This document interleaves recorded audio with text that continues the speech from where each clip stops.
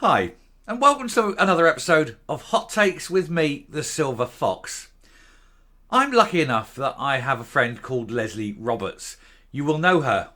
She is the very, very wonderful, brave woman who is standing up to the SNP, holding them to account over the state of hospitals, the NHS in general, and also, of course, COVID. We've done numerous, indeed many videos about her stance, her fight, her continual struggle to get the truth from this awful government who have, through actions and inactions, led to the deaths needlessly and sometimes, I think, purposely of thousands of people. Lesley is a national hero. We all know her, we all admire her, and we all thank her for the tireless efforts she's put in on that front. We now need to stand up and applaud her for something else. This woman is an astonishing woman, and I am so happy to know her. She is now leading the new debate in a completely different area, a different arena.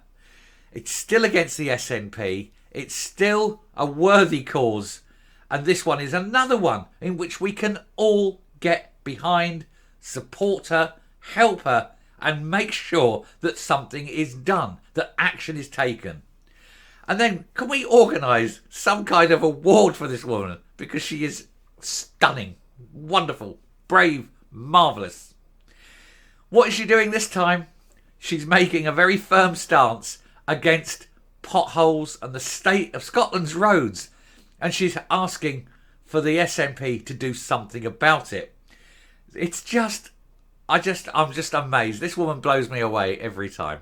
Let's have a look at this report and see what now she is doing that will really annoy the SNP. Here goes. Do you know, I just can't get over Lesley. She just works so hard.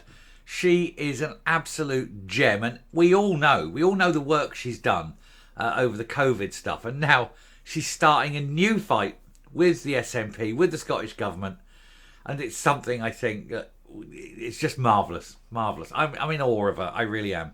Anyway, petition calling for ring-fenced funding to fix Scotland's potholed roads will be debated by MSP. So there was this petition, and now it's hit enough people that they have to discuss it and hopefully do something about it. One does not necessarily lead to the other, of course. Discussing it doesn't mean they're going to fix it, but hey, at least it gets it on there and onto the agenda.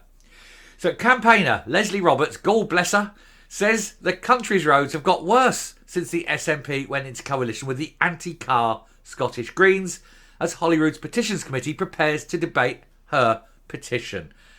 Wow. I'm going to see if we can get hold of her and we'll get her on. We'll do a Zoom with her and we'll discuss this.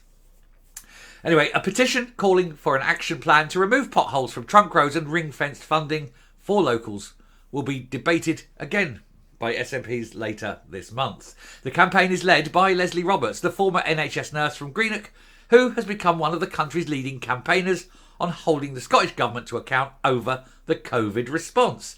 She says the problems have got worse since the SNP went into coalition with the anti-car Scottish Greens. They hate cars, they hate people. They want to, force everyone into these 15-minute ghettos where we'll eat what they decide what we eat. So it'll all be insects for the meat eaters and tofu for everyone else. While they, of course, sit there living the high life. Anyway, the arrogant, two-faced twats, aren't they? Anyway, she said, since the SNP government joined forces with the Scottish Green Party under the Butte House Agreement, I honestly feel that things have gotten a lot worse. Many local roads are crumbling due to a lack of government funding, and trunk roads are being left to rot, causing much detriment to road users. It's causing detriment, it's causing harm to cars and vehicles, it's causing delays. These delays can cause animal welfare issues. If you've got a farmer with a truck full of sheep, for example, or something, stuck there and whatever, it's going to be awful for the sheep, that sort of thing. There's a lot of damage being done because the SNP don't want to put any money in to the road system. Well, they can't. Firstly, they don't have the money. But secondly, it would annoy the Greens, so they won't do it at all anyway, because they are beholden to the little extremists, these Marxists, these ultra-lefty sort of anti-growth, anti-business morons. You know, hey. In June, we told how Scottish ministers had slashed the budget for trunk road and motorway repairs in 2023 by over £75 million, despite a £20 million windfall for pothole repairs in the spring budget, thanks to the Barnett formula. So the UK government, the Westminster government, gave them an extra £20 million for pothole repairs, but they've spent it on other things. They haven't spent it on what they were supposed to do.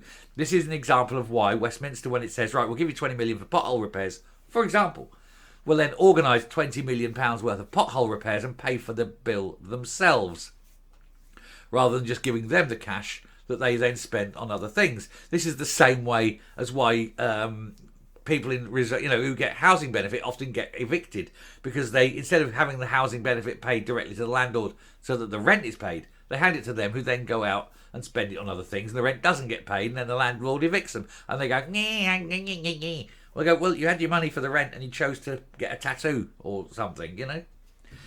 Anyway, MSPs on the Scottish Parliament's Petitions Committee debated the petition back in March and agreed to write to Police Scotland to ask about the number of accidents caused by potholes. And the answer is many. The force responded by saying that 95 RTAs were where defective road was recorded as a contributory factor in just the 3 years from 2020 to 2023. Of these, 2 were fatal collisions, although both of them had other primary causation factors recorded. Even so, it's 2 fatalities where there could have been none if the roads were in good state of repair.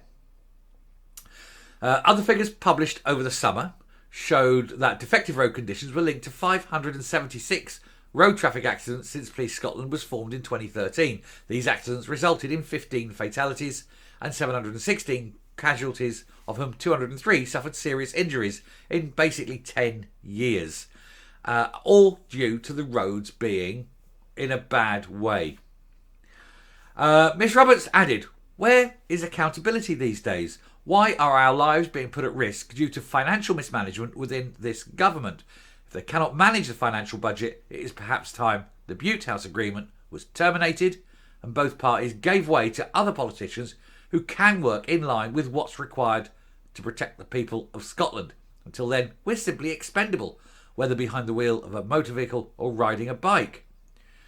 And she is absolutely right. If you have all these dangerous roads and these cars down them, it's a danger not just to the people in the cars or in the motorbike, on the motorbikes and so forth, but pedestrians or people living in houses nearby. They can have car slip, slide, bang straight into them. It can cause all sorts of things. And it's all due to bad roads, bad road conditions, potholes, people swerving at the last minute because they just realised that there's a pothole, might be a bit wet, bang, slide, car's gone. People die.